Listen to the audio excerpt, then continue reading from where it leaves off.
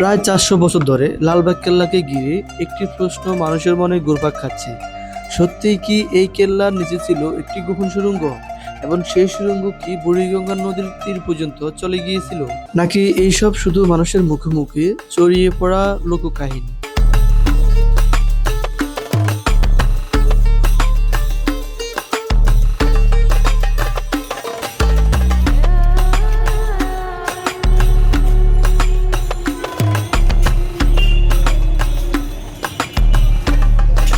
গত পর্বে আমরা জেনেছিলাম 1857 সালে কেন সিপাহী বিদ্রোহ হয়েছিল।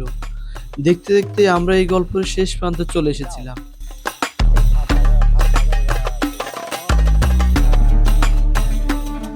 বহু বছর ধরে ঢাকার মানুষের মুখে মুখে একটি লোককাহিনী প্রচলিত আছে। লালবাগ কেল্লার নিচে রয়েছে এমন একটি গোপন সুড়ঙ্গ পথ, যা বিপদের সময় রাজপরিবার বা রাজ্যের গুরুত্বপূর্ণ ব্যক্তিদের নিরাপদে বের করে নেওয়ার জন্য এই পথটি ব্যবহার করা হতো। 对，这个是一个传说，但是谁都不知道是不是这个真。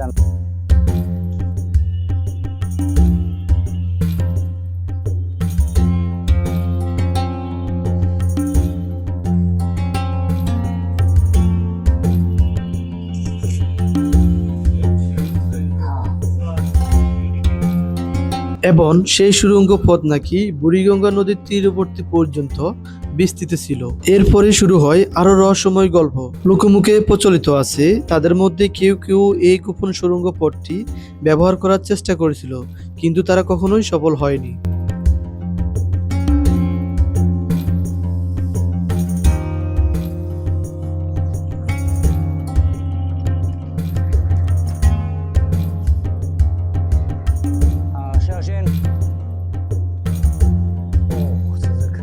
তবে ইতিহাসবিদদের মতে এটি কোনো অলৌকিক পথ ছিল না, বরং মুঘল আমলে এটি একটি পালানোর পথ ছিল, যা জরুরি অবস্থায় রাজপরিবারের সদস্যদেরকে নিরাপদ স্থানে সরিয়ে নেওয়ার জন্য এই গোপন সুড়ঙ্গ পথটি নির্মাণ করা হয়েছিল।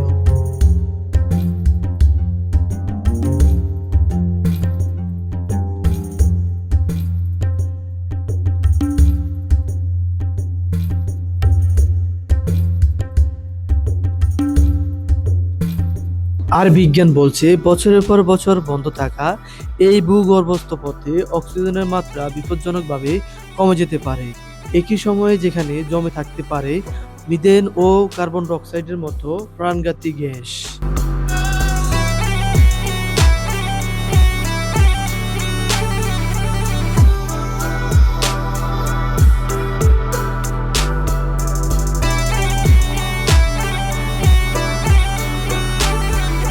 এই কারণে ভিতরে প্রবেশ করা অত্যন্ত ঝুঁকিপূর্ণ হতে পারে। আরও একটি জনপ্রিয় ধারণা হলো একসময় দুটি কুকুরকে পরীক্ষামূলকভাবে সেই সুড়ঙ্গ দিয়ে পাঠানো হয়েছিল, কিন্তু কুকুর দুটি আর ফিরে আসেনি, যদিও তার চূড়ান্ত প্রমাণ আজও পাওয়া যায়নি। তাহলে কি লালবাগ কেল্লার সেই নিঃশব্দ সুড়ঙ্গটি শুধুই কি রূপকথা, নাকি ইতিহাসের হারিয়ে যাওয়া এক গোপন অধ্যায়?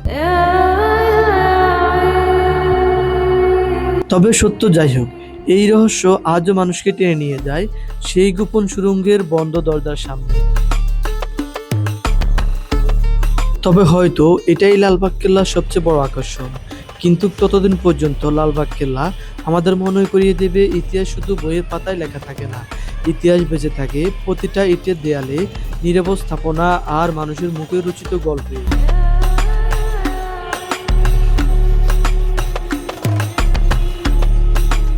আপনি যদি এই সিরিজটি উপভোগ করে থাকেন তাহলে ফলো দিয়ে সাথে থাকুন, আর জানিয়ে দিন বাংলাদেশের পরবর্তী কোন ঐতিহাসিক স্থান নিয়ে এমন একটি ডকুমেন্টারি সিরিজ দেখতে চান।